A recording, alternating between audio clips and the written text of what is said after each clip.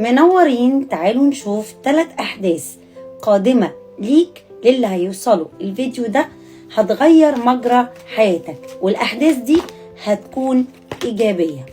أول حاجة، لبعض منكم في تغيير كبير جدا جدا هيحصل لك في الوضع المادي اللي انت بتطمح ليه ماديا، جاي لك بعد وقت واحد.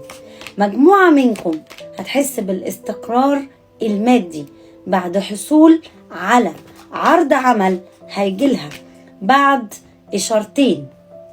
لمجموعة منكم أيضا قرار هتاخده في علاقة عاطفية.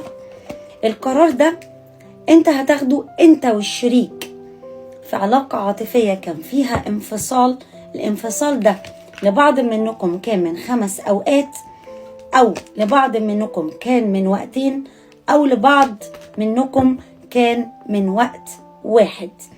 العلاقة دي هتاخدوا فيها قرار مصيري انت والشريك، والقرار هيكون استقرار العلاقة ما بينكم انتم الاتنين، وهيرجع الحب والوئام في هذه العلاقة.